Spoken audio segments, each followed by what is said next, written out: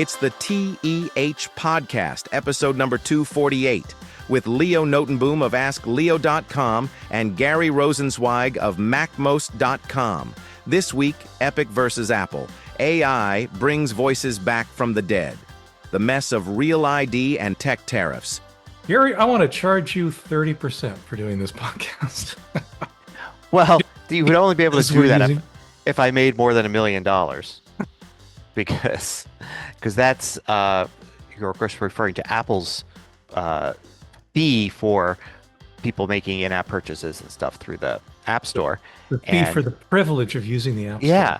And of course, the thing that people still get wrong, even though it's been years, is that the vast majority of developers are charged 15% for that. It's only if you make more than $1 million that you're charged 30%. Oh, really? I didn't know. I did not know that. See? Yeah. And that was one of the changes Apple made, basically them saying, look, we don't want to make a fortune off of the little guys. You know, we want to make a fortune off of the other guys that are already making a fortune. So yeah, then that's kind of the thing. You know, we're going to, of course, talk a little bit about Epic versus Apple and its reappearance in the news this week. And that's one of the things that I hate about the other side from Apple on this, is they constantly refer to 30%, 30%, 30% without qualifying it, that, you know, they're making it sound like they're taking 30% from like the small developers, and they're not. They're taking 15% from them. First, how does the threshold work? Is it one of those things where, you know, the moment you make $1 million, all of a sudden you have to throw in another 15%, or is it? I mean, I don't know. It's spelled out there somewhere. Is it like the U.S. tax code where you pay 15% on the first $1 million and then 30% after that? Yeah, I don't think it's like that. I think it might be like an annual thing if you made more. I don't know. Huh. Okay. All I know is if I ever made $1 million in in-app purchases from an app, I would celebrate and give Apple their extra 15% and work on seeing if I could grow that beyond $1 million the next year. But I've never gotten close. Even I've never gotten within 3 decimal places of that. So you know. But yeah, so the deal is that this week it's back in the news because there's new news. So basically, Apple, several years ago, Epic, the maker of the game Fortnite, which is really the main thing here, right? They had this hit game Fortnite that was a hit, not just for players and people talking about it, but because they made a ton of money off of it, mostly through in-app purchases. It's like a free game to play. You could play it totally free. And I have played Fortnite in the past. I've never spent a penny playing Fortnite. But a lot of players like to buy little cosmetic costumes and things and upgrades, all sorts of stuff you can get. So when you buy them, of course, you buy them through whatever system it is you're playing with. If you're playing the game that you downloaded on a PC, you're going through Epic's own little payment system, and that's all fine with everybody. If you're playing on Google Play, you're going through Google's little in-app purchase system. And if you're playing on an Apple device, like the iPhone, you're going through Apple's little purchase system, which both companies force app developers to go through. So in other words, you could make a game and say, hey, you could get a cool top hat for your character in this game, but it's going to cost $4. And out of that $4, 70% goes to the developer, 30% is kept by Apple, assuming that it's a big game and they're making $1 million, right? And Epic basically said, that's not fair. Like, we should have the ability to have our own payment system, and people could just pay us directly. And Apple said, hey, it's part of the terms of service of using our thing. We provide the bandwidth, we provide the marketplace, we provide like the download for the app, we provide the whole payment system, charging the card, all of that, even people just having their Apple account and the money just comes out of there. Like that whole thing, you get that. There's a little API. It's like 3 lines of code. And now you can have people charge for their top hat in the game. And we're taking 15% from small developers, 30% from big ones. And Epic said, no, we still don't want that. We want to have our own payment system. So they traded lawsuits with Apple. It went to a big court case, and there was a huge finding in that court case. And there were basically 10 points, and 9 out of the 10 of those were ruled in favor of Apple, including them saying, look, Apple doesn't have to let you have your own payment system in the game. Like, Apple doesn't need to do that. Things like that. one of those 10 points was actually saying that, okay, there is this little bit here that says, okay, you can't even tell people that they could buy stuff outside of the game.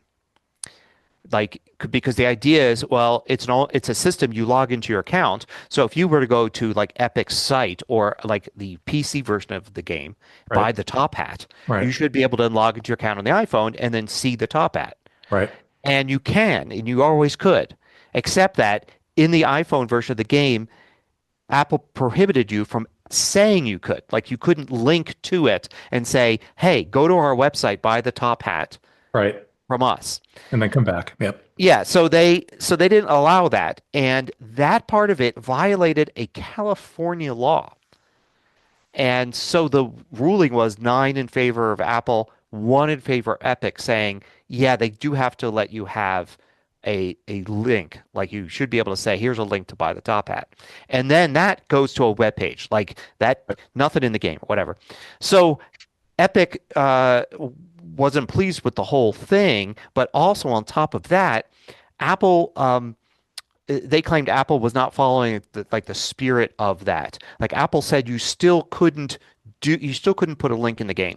You had to apply for a special like entitlement for your game to allow you to do that external link. You had to put a warning saying like you are leaving Apple's App Store. We don't know what's going to happen to you, and it like that kind of thing Right. for leaving. And there were other things that really just basically Epic said, hey, the judge didn't have any of those details in there. Like you made those up, and Apple's like, well, we're just going strictly by we don't like this, so we're going to just do as little as we can to enable this. And so Epic basically appealed for that one item, and it was ruled this last week that Epic is right. Mhm. So Apple's got to change its rules and be better about allowing that stuff. So Apple said we'll change our rules, and indeed, that very night, I, as a developer, got an email from Apple saying you're now allowed to put links in your apps to buy stuff. There doesn't need to be an entitlement. There doesn't need to be a warning or anything. Oh, and the other part was, I remember this was a important part, is that even after you linked to your own store, you still had to pay Apple 27%. Oh, because they came from the Apple Yeah. device. So in other words, I would then have to go if I was going to do it and like calculate, oh, I made $1,000 in in-app purchases, and then write a check to Apple for that amount to give it back to them, right? Yikes. Yep. And so they said no. So Apple doesn't. Nobody needs to do that. Then there's no warning, and you could just have the link in there. No, nothing special. Right. And Apple said, all right, well, we're going to appeal that. But in the meantime, here's the rule, because the judge made it clear that there is no negotiation. Do this now. Right? So the Apple said, okay. And they sent an email out and it says, you can now have links, right, to whatever you want, and you don't owe us anything. But they have to be clean links out of the app. Like it has to just go to the default web browser. Right. And that's fine. But the weird thing is that when I got the email, let me go into this first. When I got the email, it was very specific as this is for US only. So, because it's a US ruling. And so Okay, I thought, yeah. okay, I checked off the box like almost every other developer, just make this available worldwide unless there's an issue. So my apps are available worldwide, except for there's a couple weird countries like South Korea has some really weird rules where you have to put like your phone number and address up on their site and all this stuff. So there's a few countries that there's like other things. So forget those countries. Not 180 countries or whatever. It's like this. Now, if they say it's for US only, my question is if I put a link in my game saying, hey, go to my page and you can give me money here, do I have to like make it only if you're in the US, or like could I only do it if the app is available only in the US? Like if I say US only, nowhere else. Mhm. And I haven't figured that out yet. There are a couple of apps out there that have already implemented this. Spotify and Amazon Kindle.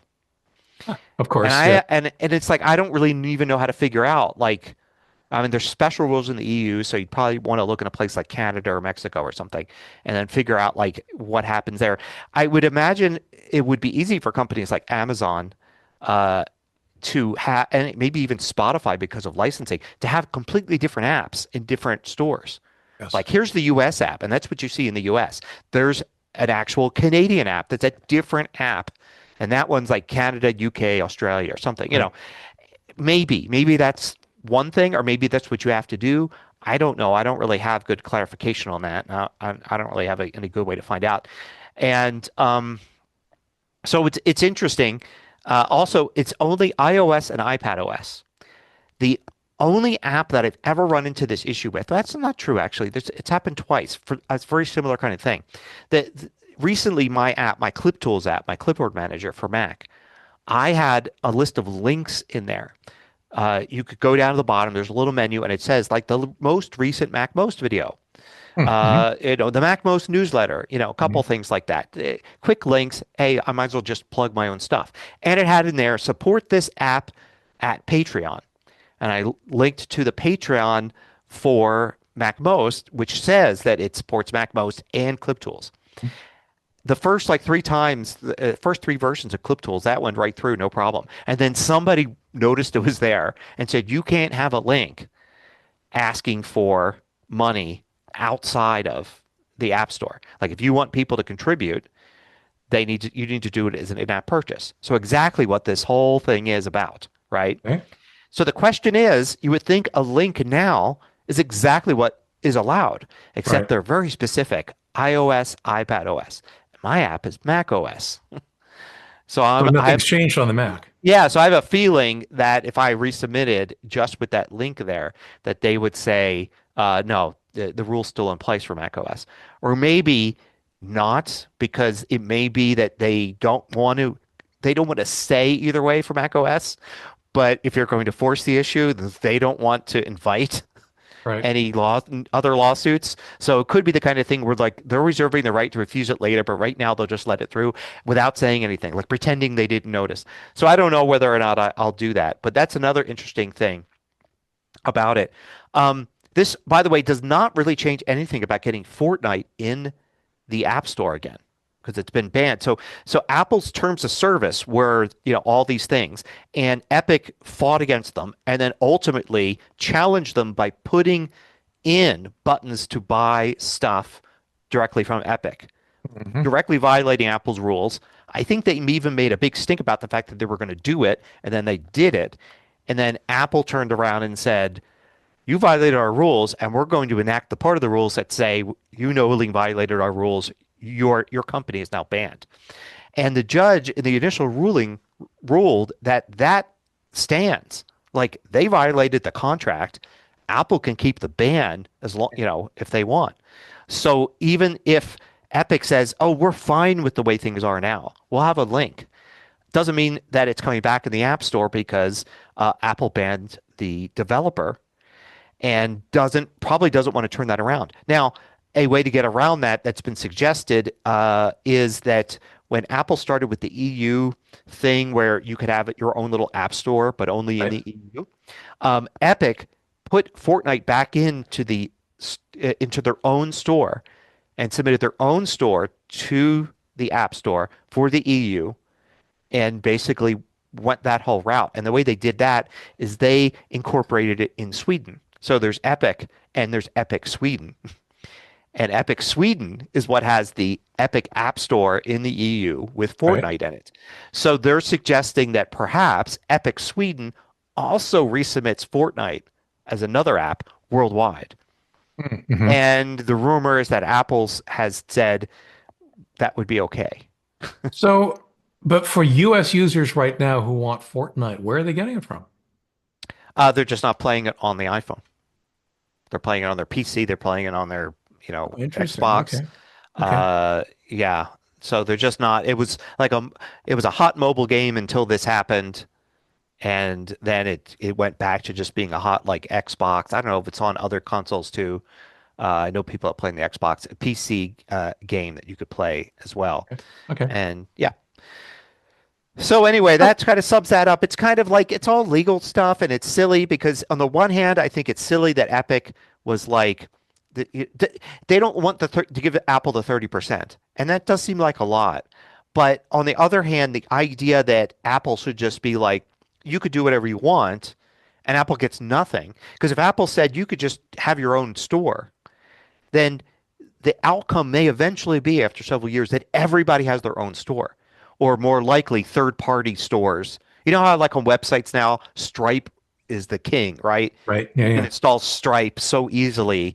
So imagine Stripe, they move in and they say, hey, here's a little 3 lines of code, and now you can add Stripe to your app. And then within a few years, everybody switches to that. And then the entire App Store in the iPhone is completely free apps. And in the app, there's a little Stripe checkout, upgrade it from the trial to the full version, or the 30-day trial to beyond that, or buy this in-app purchase, all of it, and Apple gets nothing. And then the entire App Store model falls apart. They're spending, I think they estimated a few $billions a year on supporting the App Store, and suddenly So, the revenue drops to zero. but to be fair, well, for one thing, I'm not going to be doing too much crying for Apple, right? I mean, I get that this is a business decision, but honestly, Apple ain't hurting. So if the App Store only had free apps Yeah. with no in-app purchases, Yeah. no in-app purchases, Yeah. Apple wouldn't make anything. Right. So the model is then to have either purchased apps, which you're Yeah. buying through the App Store, Mhm. or in-app purchases, which is what this controversy is all about. If another company were to come in, like say Stripe or any of it, there's others as well, but Stripe is the biggie. Um, isn't that really an argument for saying, you know what? This is what the marketplace is all about. This is called competition. Apple now has some competition. Would they not then have to either change their model or somehow make what they're offering more lucrative in comparison to these third-party apps? Yeah, except the problem is, so say Apple said, okay, we'll have our Apple payment system, and Stripe is going to be the competitor. Right. Okay. Apple still has the overhead of all the bandwidth for the apps, for downloading the apps. And it's not trivial, right? All that bandwidth. All the overhead for all of the systems, like the in-app purchasing systems, the downloading additional content systems, multiplayer communication when it comes to games. There's all these parts to the App Store beyond this huge infrastructure that they've got that supports all of the apps, plus the entire development environment, which is all from Apple, Xcode and Swift and all this stuff. Apple's developed all that. Stripe would have nothing from that. Like it wouldn't cost them anything. They would be getting that for free. And any developer would then be taking all this stuff from Apple, including the marketplace, right? Having the App Store maintained by Apple, including that. And then they would be like, okay, I'll give 3% to Apple for purchases, or 3% to Stripe. And Stripe is like, well, we don't do anything except give you some code to put money through us. And Apple, on the other hand, does the same thing plus 50 other things that support the app itself. So it becomes a little tough. The alternative might be that Apple simply says, okay, well, we're just going to charge a fee per download. You want to be in the App Store, free, not free, in-app purchases, whatever it is, per download, it's going to cost a penny. And or maybe a penny if it's under 100 megs, if it's then under 200 megs, it's 5 cents, whatever it is. So a bandwidth issue. If you want to use our API for multiplayer gaming, it's going to be this. If you want to use our API for downloading additional content, it's that. They could just nickel and dime developers. And then you have like developers that want to do stuff for free that on the one hand are like, oh, I want to develop an app that 10,000 people are going to download. But suddenly now that's going to cost me $100. Right. Whereas I'm just a student, I was just developing something that I think might help. Like it's a cool thing to help you find coffee shops in your area or whatever, There's that. And then there's also the threat, which has been around of like, I developed my little cool app and it takes off and it's free, right? I wake up one morning to find that a magazine has written about me. And I now owe Apple $4 million because of the number of downloads I got last night. So there's a lot of stuff like that and I guess what's really helped the app development environment is the whole idea that you can develop something for free to see how it goes. Right.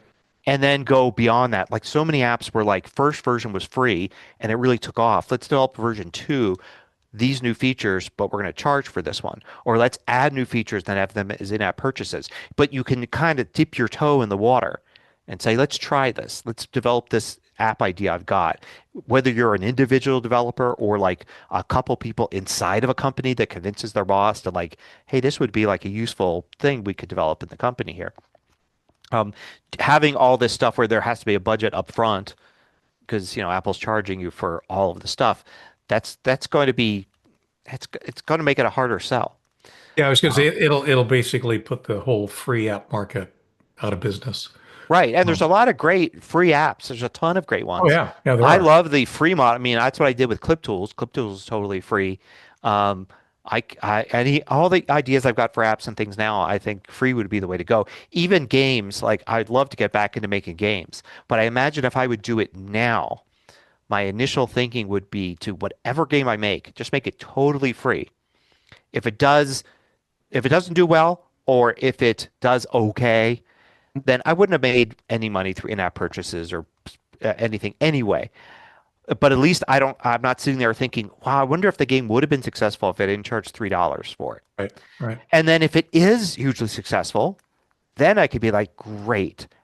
Can I add in-app purchases or can I make a second version, a follow-up to the game Right. that because the first game has a big following, now the second one, like it's an adventure game, and if you want to continue the adventure, the second one is going to be $3. But now I know that, 1 million people played it. That's the way I would do it personally if I was going to get back into it. Complicated for sure. Yeah. Complicated and yeah, yeah. And of course it doesn't really affect things too much for people in general. Like, most users of the devices, it doesn't affect them day to day. Right. Yeah. So, In other topics, um, it's time to talk about AI. Hooray. yeah. I ran across an article actually this morning. We've talked a lot about AI voice cloning. We had some examples here, and we've done various things with it. Um, and the comment that I have in our notes, of course, is that it's in the wild, but it's more than that. It's gone mainstream. There's nothing more mainstream, I think, than United States televised sporting events. And as it turns out, what they're doing is they've got the voice of an announcer, Jim Fagen, who passed away several years ago, but he's coming back, right? They actually are using his voice in announcements for, I believe it is, yeah, the NBA on NBC.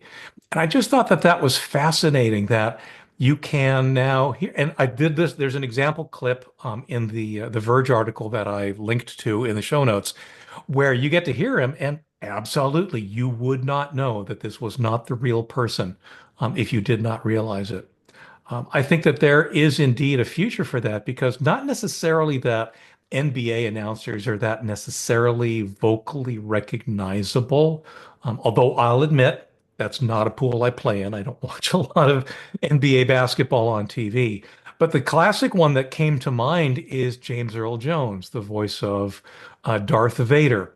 He actually did sign a contract before his death that authorizes, I think it's just Lucasfilms, but it could be others, to use samples of his voice to recreate new Darth Vader dialogue and possibly other things as well.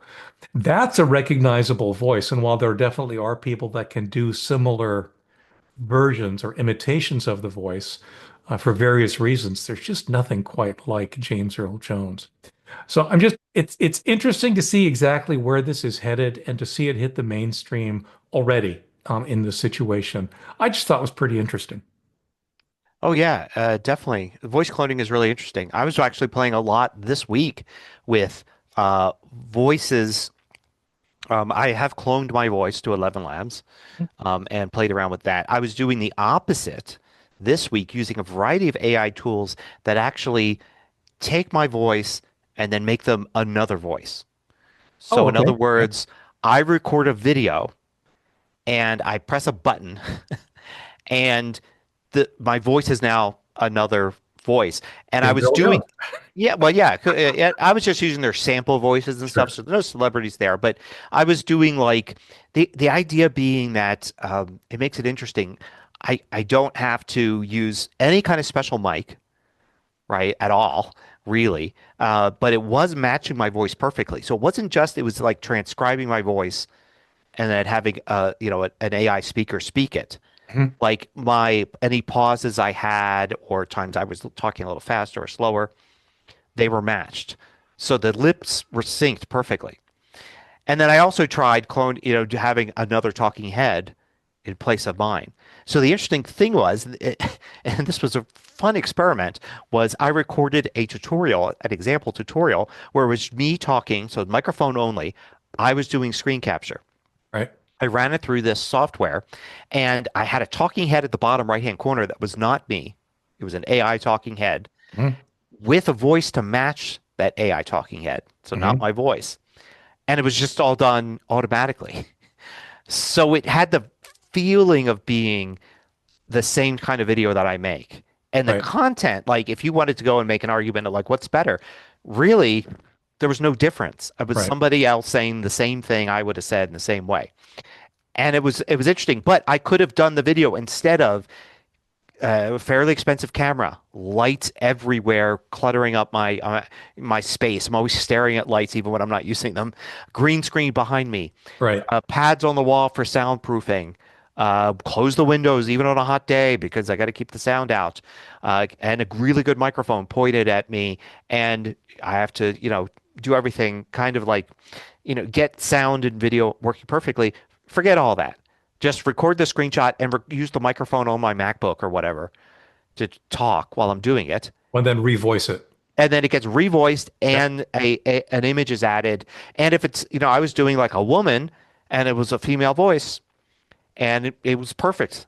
It was just like it worked exactly as if it was a real person that looked like that saying those exact things. So it's interesting. It really got my mind going. Anyway, I don't know What where I I'm going find with it, but what I find fascinating about the whole voice thing, the scenario you just described is essentially post-processing. In other words, you mhm. got the recording and then you basically turn the technology loose on it, however long it takes. It can do a really good job. There's no Yeah. lag. It's going to match your lips exactly. Yep. What amazes me are the voice changers in the real time, Oh yeah. where they just kick in and they do the thing in absolute real time. The one that cracks me up is that there are now, I guess we still would end up calling them voice changers, but they are voice changers that would claim to remove accents, right? Mm. So if you've got, say, a strong Southern accent or some other kind of accent, and you run it through this, it would still be your voice, but without the accent, which I find also just incredibly fascinating. It's funny because I was watching a video from a YouTube creator that I follow, who is talking about creating YouTube videos. And she's from the South. Hmm. And it's not a strong accent at all, but you can definitely tell it's not the flat Midwestern or Pacific Northwest kind of flat English accent, or American accent. Um, but has also pointed out that her accent for her videos is kind of a distinguisher. It makes her channel a little bit unique. People are drawn to that lilt, that kind of speaking. So I was also thinking, okay, well, let's reverse it. Let's take a flat accent such as mine Yeah. and add a Southern twang or a Brooklyn accent or something, anything. Anyway, I just the possibilities are absolutely fascinating, and the fact that it can all happen in real time just blows me away. I actually tried exactly what you just said. It's funny. I picked a British accent and had it do that, Hmm. and I was surprised to find that it kind of removed the British accent.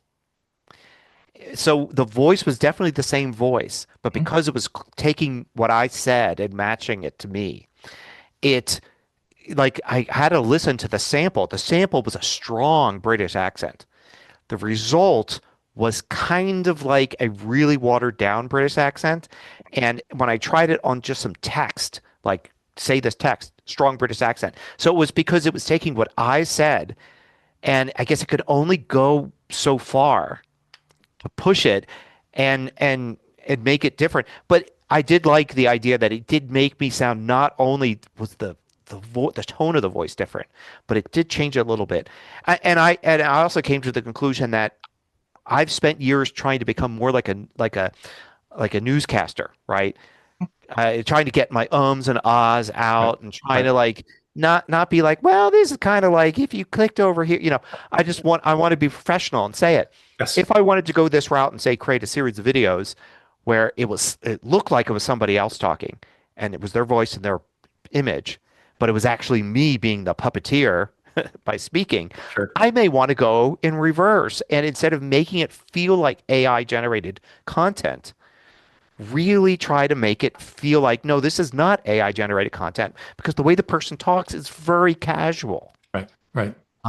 That would be an interesting thing to have to like, how would I force myself to be more casual? Anyway, It's funny, you're right, because I have the same thing. When I sit down, I mean, it's different here. I mean, I'm mhm, sitting in exactly the same place, facing the exact same camera that I face when I'm doing my videos.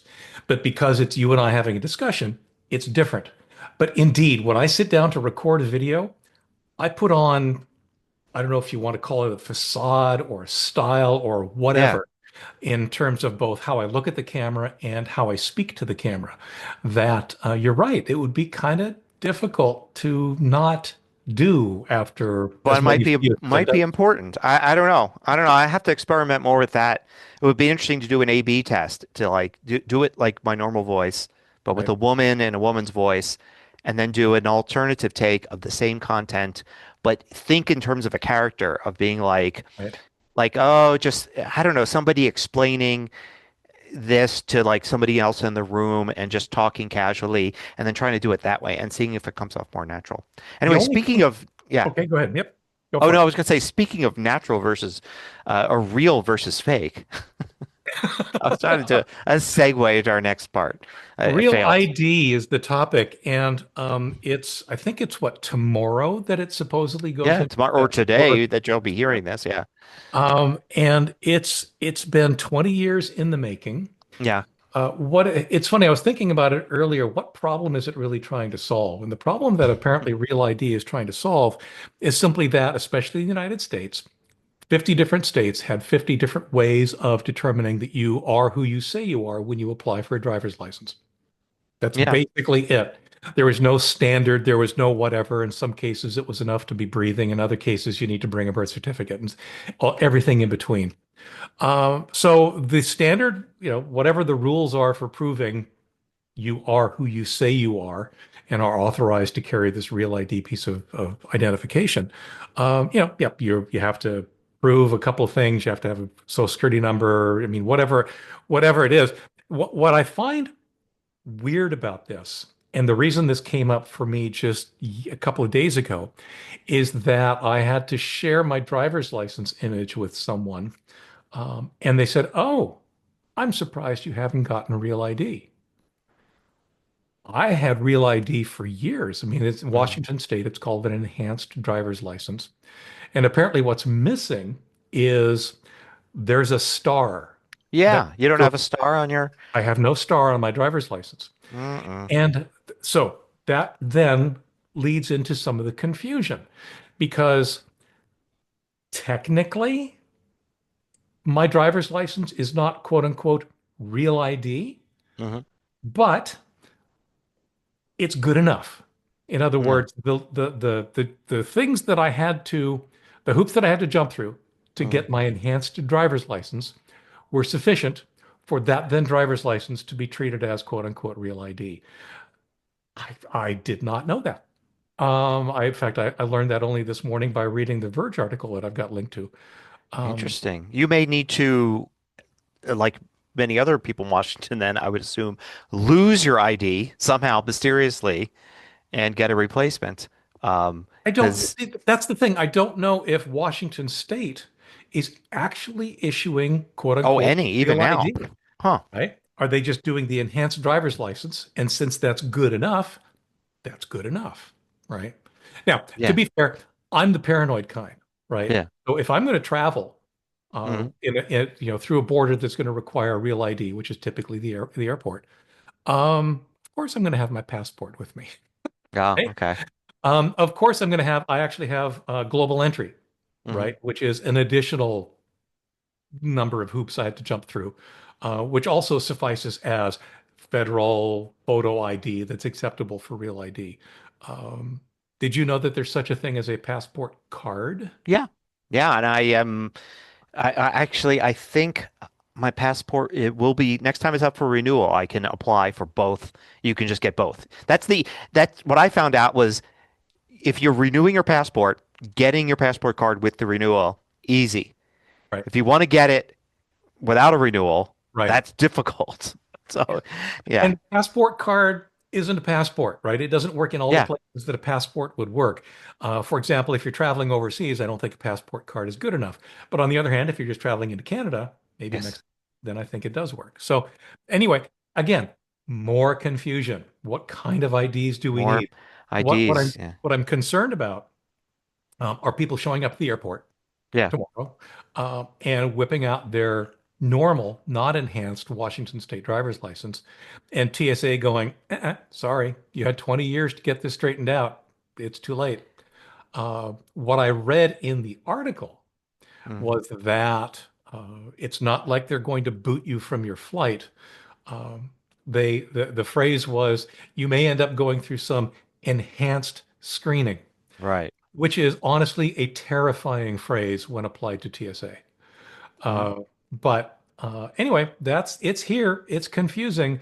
Um, I noticed what I did read, and you actually called this out already. That Colorado, not a problem. It's a non-issue here because um, Colorado jumped right on it, right? A lot of states, ton of states Okay. went and said, "Oh, we don't want the federal government butting into our business of issuing IDs and stuff." So when this initially came out, there was a lot of resistance from certain states.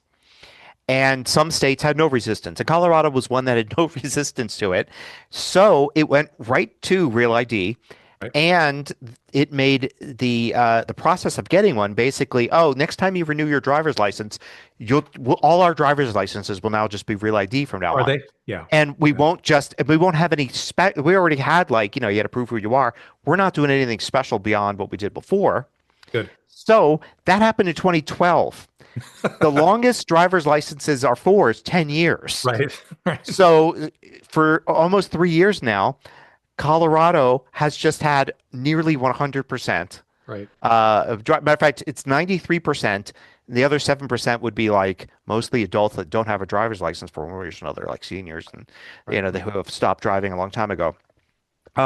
So yeah, so Colorado has like no issue with it.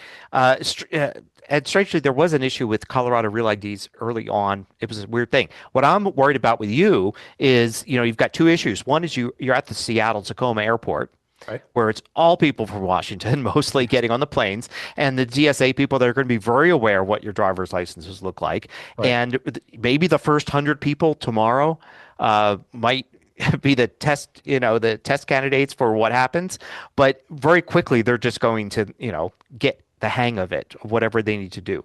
What happens when you first think of an airport like Denver or Atlanta or Cleveland, who sees some Washington driver's licenses, but not that many? How long will it take them to catch on? Oh, I see what you mean. And Yeah. yeah, and then you go to the even smaller ones. You go to a small airport that just has its one, Colorado Springs springs to mind. Just a few little flights here and there, or even tinier ones, but they're still, they still have 737s taken off, but Right. maybe there's two a day, that kind Right. of airport. How long will it take before the TSA people there are used to seeing, oh, Washington State driver's license, that they don't have the star? So that's going to be a problem. I mean, 50 is a short list, to be honest. And given that most of them will Yeah. have the star, the list of exceptions is going to be even smaller. Well, we'll see. But the question is the exception, oh, it's Washington State, it's okay, or it's Washington State, it's not okay. Like, you always have to get into the other line. You know what I'm saying? It's like, Yeah, we'll have to see. I guess we'll see. I guess we'll see. And the thing about TSA is, of course, TSA is notorious for not having consistent rules. I mean, you could travel on one day One day you can travel, go through TSA in one airport, and somebody will yell at you, you have to take your laptop out of your bag and take off your belt and put it in there. And then you get to the next airport and maybe you have a layover, then you go through TSA again. Right. And then you have somebody else yell at you, don't take your laptop out of your bag. You're holding up the line. Keep it in there. What are you doing? Don't take your belt off. I've had that happen, like both of those. And I'm like, I was just at another airport where they had me do these both, and now you're telling me to do the opposite. I'm fine with it. But why not be consistent? Number one. Number two, if you're going to know you're inconsistent about certain things, have a sign in this airport. You, A, do not need to take out your laptop. B, this with your shoes, that with your whatever, To be tell fair, I us. think SeaTac has those signs. Good. Other airports don't. Yeah. Definitely Yeah. don't. You just have to be like, what's today? What's happening? Okay. And I wanted to bring up one more thing is that, of course, there are a bunch of states, and I'll pick on Pennsylvania because I have family there. So I hear about it, that they were the resistant ones to Real ID. So they waited and waited and waited. I think Pennsylvania didn't act until 2019, Okay. right? Which was after the initial deadlines for getting this done, right? The initial deadlines were pushed back because pushed states like several Pennsylvania hadn't still done anything. And then Pennsylvania not only waited to the last minute, but they also said, oh, we're still going to give our standard IDs are not going to be Real ID. It's a special ID that's going to be Real ID. And it has additional requirements and an additional fee, and we're only going to offer them in 15 places throughout the state, and all this ridiculous stuff, making it very difficult. Right. And I have family members that basically just determined it was easier to get a passport. I was going to say, I mean, it seems like the default reaction is get a freaking Just passport. get it, just get it back. And especially, like, one of the rules is that you have to show proof of your address, right? That you live where you say you Okay. live. Yeah. Proof can be a driver's license, okay? And proof needs to be something else like a utility bill. Okay. That sounds pretty reasonable, except the requirements start at the age of 18. So how many 18-year-olds have a utility bill? I mean, Oh, yeah. yeah. And there are a lot of 18-year-olds that still don't have a driver's license. Right. I mean, we're older and we were used to like, I turned 16 yesterday. I need to get my driver's license right away. Today. But it Yeah. hasn't always been like that. And there's plenty of, it's fine. You don't feel you need to learn how to drive now or whatever. You don't. But now suddenly you don't have a driver's license. And even if you do, it's like, I don't have a utility bill in my name. Right. I'm in a college dorm, or I still live with my parents, or I live with 3 roommates, and the utility bills are all on Joe's name because Joe was the one who had it together to actually, set it up. Right. So it became like really impossible. You have all these 18, 19, 20-year-olds running around not able at all to get a Real ID because they just don't have that. That's interesting. There's got to be, I mean, there seems like there must be a contingency for that. Although I suppose the contingency is the same one. It's easier just to get a passport. Yeah. So the contingency is there really isn't one. You have to go to a totally different type of thing or whatever. And they estimate that it's like 30% of Pennsylvanians have a Real ID now. So you have a huge number of people. So I hate to be TSA in Philadelphia or Pittsburgh tomorrow because of this. Because Watch for the headlines. and other states like New Jersey and stuff also have similar Right. issues. Anyway, So yeah. tariffs. Yeah, so I just a quick little item here is I saw the first little blog post by somebody that about the tech tariffs. We'll link to an article. This company, Wise, which I think I actually bought something from a year or two ago. It was like an Amazon offshoot that creates things like security devices, little like lights that are solar Right. powered that go on Right. motion detector and stuff. I'm pretty sure I actually bought like floodlights like from them from our last house. Anyway. Uh, the CEO said he just got his first tariff bill, and the tariff for items manufactured in China is supposed to be 145% for most tech items, with these exceptions.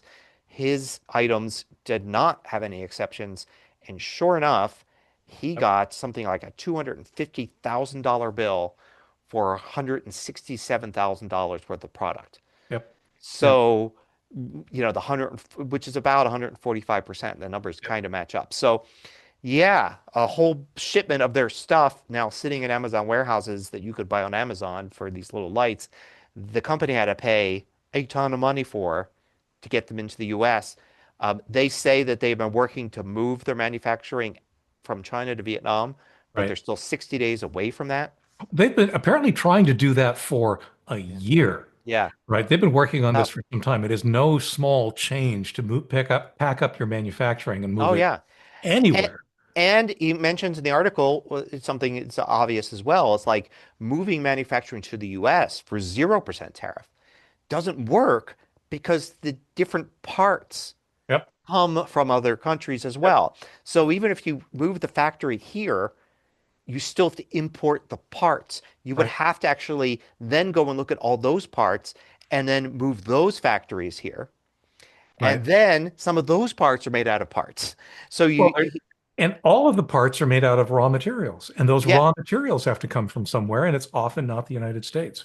yeah. So there's that. And I don't want to say much more, but there's also, of course, the possibility of tariffs on Hollywood movies, which is very confusing as to how that even works because it's a digital product. What Like cracks me up. at what point does the importing actually happen? If somebody makes a movie in, Canada, it's like and then it get released in theaters, it's not like there are reels of film that have to be loaded onto a truck and brought across the border.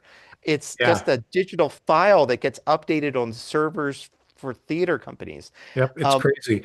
Um, Yeah, so we'll see. Like I said, I don't know where a tariff on a digital on any digital product, honestly, would really apply. There's just no such thing as a concept of an import. I did want to point out that Wise, the company, they're yeah. just not that far from here. They Oh, actually yeah. they're Cool. headquartered not that far Which from makes where we sense. It's Amazon related company. Yeah. Yep. Yep.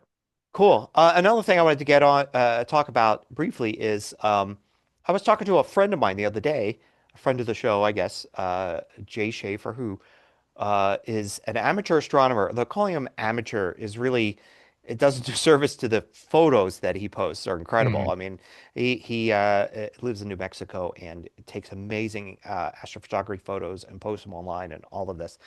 He's just really become an expert at using optics and stuff and different cameras and equipment and to take pictures. But he was telling me the other day that when he takes a long exposure picture now, you expect there to be some meteor. You hope for some meteors to go across. That's what you want. It's like, oh, I caught a cool meteor flashing across my 4 hour exposure of the stars. But in addition, you usually get some satellites. And it used to be you would get a satellite, it would be a constant streak all the way across, or sometimes they flare, so it's like a dashed line as the satellite reflects light at different angles. And then the cool thing is you used to be able to like identify what the satellite was. Oh, that's the CBS satellite, whatever, whatever. And but now, of course, the images are filled with Starlink satellites, Right. more and more going up all the time. And now Amazon is launching their own array, Mhm. starting to. So eventually that will double the number of satellites. I believe there's a EU project as well to launch more satellites. So there's going to be many multiples of these small little satellites for giving us internet anywhere in the world, which is Right. really nice. But the heyday of astrophotography may be at an end because eventually it's going to get so hard to take uh, field photos where you see lots of stars Mhm. without having crisscross of all these satellites. It'll be easier if you want to focus on something like, say, the Orion Nebula, Right. and then hope a satellite doesn't cross the little tiny arc Yeah, of that particular space. window. Yeah. But you may want to plan for several shots because you may get one of these in there. But anyway, it's interesting. It's great that we're getting more internet connectivity and competitors to Starlink. On the one hand, on the other hand, there is something that's kind of dying um, because of it. It's yeah. The only thing that comes to mind for me is that it's not this. It's certainly not the same, and it's certainly not even close to being the same price range. But when you think about it, the only way to get now high quality stellar photography without all of these satellites in the way is to be above them. Yeah. So things like Webb and Hubble, and presumably maybe there'll be some other uh, that will, come up at some point in the future.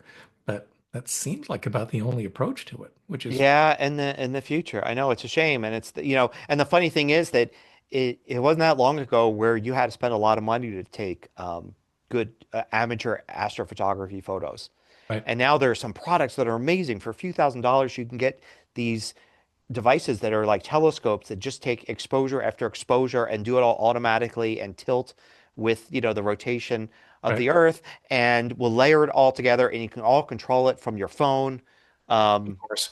so you could be sitting inside where it's warm and have the telescope outside. And it's like, and these things are so cheap compared to what it used to cost to be Right. able to do the equivalent. So it's becoming in the range of more and more people to do astrophotography at the same time that it's becoming impossible to do surface-based astrophotography. Now, a question. The satellites that we're talking about here, the Amazon or the Starlink satellites, Yeah. they're in low Earth orbit, right? They're Yeah. like a couple 100 miles, 300 miles up. Yeah. Or even less. I'm not sure. Yeah. Yeah, I keep getting it confused with where the space station is. But what that means, though, is that the only time that they are really visible, Yeah.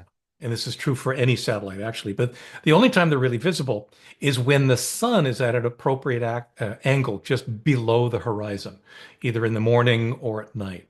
If the sun is, well, literally behind the Earth with respect to what it is you're looking at, then the satellites aren't really reflecting any light. They don't have I anything. don't, yeah, you're right. It's between 210 and 340 miles, according to Cool. Yep. ChatGPT. But I don't think that's the case. I mean, I have personally observed lots of satellites crossing almost directly overhead late at night. And But they there, only so have to be high enough, yeah, and the sun has to be low enough, high enough, however you want to look at it, that even though the sun is set from your perspective, yeah, its beams are still making it across the Earth into, to yeah. down the satellite. I suppose it's enough. I mean, I don't know. I'm not going to try to work out the angles on the No, no, no, spot, no. And but on, I mean, if it's an issue, it'd be worth asking your friend Jay if that is in fact yeah, I will. where the interference is coming from in the middle of the night. And I did want to mention that he just started a an audio podcast called Deep Sage 9. Sage Nice. is a reference to his location in New Mexico, his his very dark sky area that he lives. And yeah, so he started an audio podcast. I'll link to that as well. An oblique reference to Deep Space Nine. Yes, exactly. All righty. Say, what's cool this week? So, Yeah. we finished watching The Righteous Gemstones over the weekend. Have you watched that one at all? No, I have not. It is on Max, or it was on Max. It was the final episode of the final season. And it is a parody of basically mega churches, the big mega churches Hmm. and the personalities behind them.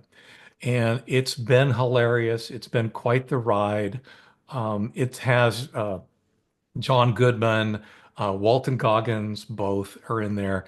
It was really kind of weird because for a few weeks, Walton Goggins was in both White Lotus and Righteous Gemstones. Mm. In fact, in some cases, one right after the other, since they're both on Max, playing two completely different characters. I mean, Hmm. he couldn't Yeah. be different. He's quite the versatile actor. Anyway, we enjoyed it a lot. We had a lot of fun watching it. There are some aspects of it that seemed almost a little over the top, but yeah, we're sort of sad to see that one go. Righteous Gemstones. Cool. I just finished reading a new book called When the Moon Hits Your Eye by veteran sci-fi author John Scalzi. And basically, the whole premise for the book, he wrote it as almost seems like a challenge to himself, is what would happen if the moon would suddenly turn into cheese? And he writes it as a serious science fiction book. That's the premise. That's what happens at the beginning of the book, and then he carries it forward.